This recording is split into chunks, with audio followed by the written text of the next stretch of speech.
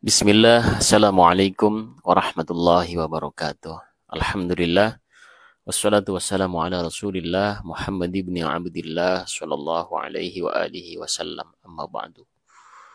Jamaah TV yang saya hormati, bahwasanya rukun iman itu ada 6. Pertama, berimanlah kamu kepada Allah. Iman itu apa? Al-iman huwa tasdiqul qalbi bima ja'a bihin nabiyyu sallallahu alaihi wasallam. Iman adalah tasdiknya hati kita, membenarkannya hati kita bima ja'a terhadap risalah yang dibawa oleh an-nabiyyu sallallahu alaihi wasallam, nabi kita Muhammad sallallahu alaihi wasallam. Tetapi harus ditakrir, harus ditetapkan dalam bentuk ucapan lisan 2 kalimat syahadat, asyhadu an la ilaha illallah wa asyhadu anna Muhammadar Rasulullah. Lalu amalun bil af'al, dibuktikan dengan perbuatan. Itulah namanya iman.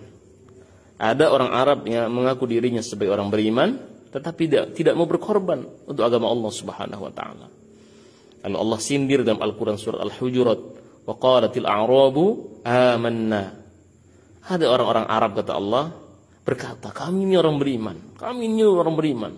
Katakan, qul lam tu'minu, qul, katakan wahai nabi, katakan wahai rasul, lam tu'minu, kalian itu belum disebut orang beriman. Walakin qulu aslamna, tetapi cukup kalian berkata kami ini orang Islam. Kenapa? Karena kata Allah Subhanahu wa taala, kalian itu belum membuktikan pengorbanan kalian untuk agama. Walamma yadkhulul imanu fi qulubikum. Kalian belum percaya tentang surga dan neraka, tentang pahala dan siksa. Maka walamma yadkhulul imanu fi qulubikum, belum masuk iman ke dalam hati sanubari kalian. Begitu. Makanya Allah nilai, kamu tuh baru orang Islam. Baru mengucap 2 kalimat syahadat, baru mengakui bahwasanya tidak ada Tuhan yang berhak disembah kecuali Allah, dan baru mengakui bahwasanya Nabi Muhammad adalah utusan Allah. Itu 2 tiket itu. Kalau ada orang mengakui Allah Tuhan tapi tidak mengakui Nabi Muhammad sebagai Rasul terakhir, maka dia kafir namanya.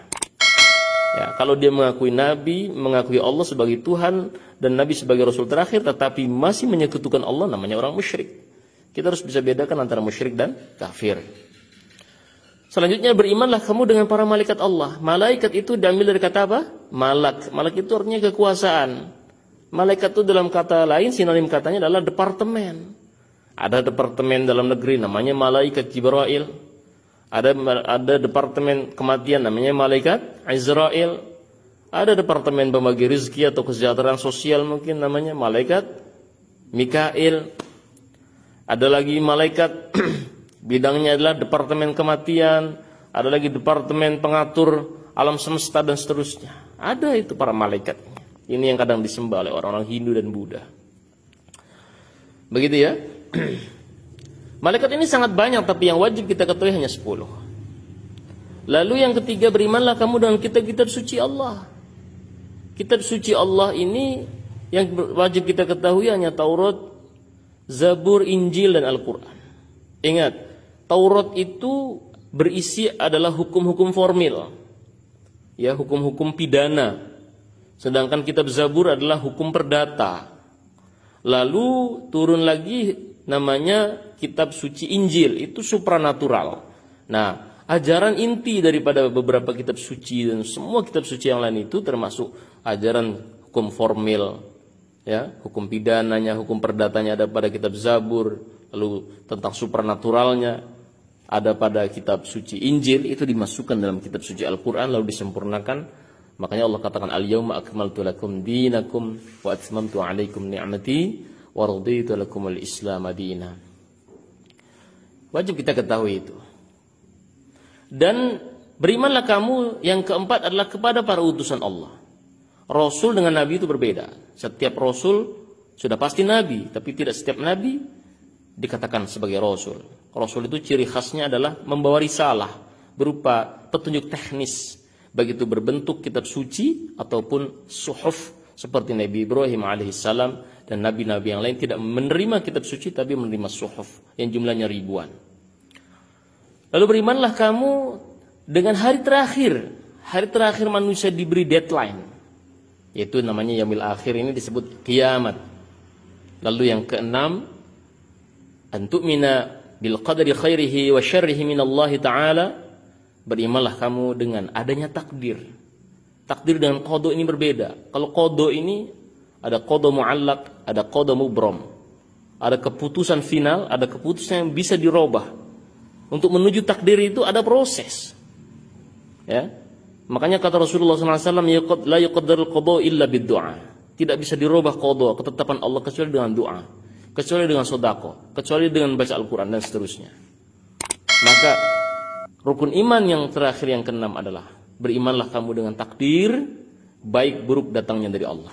Allah tegaskan dalam Al-Quran surat Al-Baqarah, asallahu an takrahu syai'aw wa huwa khairul lakum wa asallahu wa asa an tuhibbu syai'aw wa huwa syarrul lakum wallahu ya'lamu wa antum la ta'lamun. Ya. Allah menilai itu baik tapi kamu enggak suka. Tapi ada juga yang kamu suka tapi Allah nilai itu buruk buat kalian, syarrul lakum, jelek buat kamu. Maka semua ujian ini kita harus yakini adalah takdir. Baik buruk ini, baik buruk dalam perspektif manusia. Ini semua adalah ujian dari Allah Subhanahu wa taala. Mungkin ada kalanya kita belum sempat berzakat, mungkin kita diberi kesempatan untuk bertaubat, mungkin kita diberi kesempatan untuk merenung dan seterusnya. Harus berbaik sangka. Makanya kata Rasulullah SAW dalam sebuah hadis sahih riwayat Muslim, "Ma min muslimin yusibu bihi asyaukah." Tidaklah seorang muslim yang dia terkena duri dalam daging kakinya, kecuali itu adalah fida, ujian, tebusan dosa yang menurut Allah itu baik untuk kita. Maka berbaik sangkalah dengan takdir, baik buruk datangnya dari Allah. Ini mungkin yang terbaik menurut Allah Subhanahu wa taala. Begitu ya. Selanjutnya adalah faslun fi makna kalimat tauhid. Fasal ini menerangkan tentang makna atau intisari dari makna kalimat tauhid la ilaha illallah. Wa makna la ilaha illallah la ma'budu bihaqqin fil wujudi illallah. Pengertian atau makna la ilaha illallah itu adalah ma'buda, tidak ada Tuhan yang berhak disembah bihaqqin fil wujud dalam keberadaannya illallahu, kecuali Allah Subhanahu wa taala. Gitu ya. Jadi ini adalah nafi isbat. Kita harus menafikan sesuatu yang selain Allah. Kita kadang-kadang membesarkan makhluk ke dalam hati kita. Kita kadang-kadang dalam setiap keinginan kita yang kita ingat ini makhluk dulu. Padahal makhluk yang akan kita tuju itu adalah makhluk Allah. Dia punya hati, yang menguasai hatinya adalah Allah. Maka mintalah kepada Allah, ya Allah lembutkanlah hatinya, ya Allah mudahkanlah urusannya, dan terangkanlah pikirnya supaya mendapat hadiah berupa hidayah dari Allah Subhanahu wa taala. Kadang-kadang lupa menafikan kebesaran makhluk sampai mengecilkan kebesaran Allah Subhanahu wa taala dalam hatinya. Maka oleh hari ini kita harus paham, kecilkan kebesaran makhluk, kecilkan, jangan masukkan ke hati dulu. Karena manusia yang gagah berani tidak akan ada apa-apanya ketika di tengah lautan kapalnya terhempas oleh ombak lalu mesinnya mati. Dia tidak bisa apa-apa, dia hanya bisa menyebut ya Allah. Ketika ada gunung meletus dia tidak bisa apa-apa lagi. Seorang yang gagah berani, ototnya besar-besar seperti Agung Hercules, begitu meninggal dunia karena kanker kelenjar getah bening, langsung kurus dalam hitungan minggu.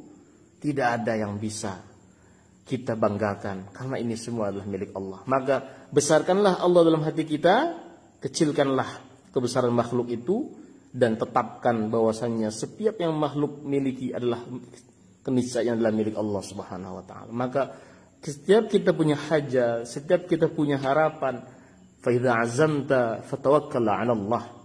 Ketika kamu punya rencana, keputusan terakhirnya tawakal, pasrahkan kepada Allah Subhanahu wa taala.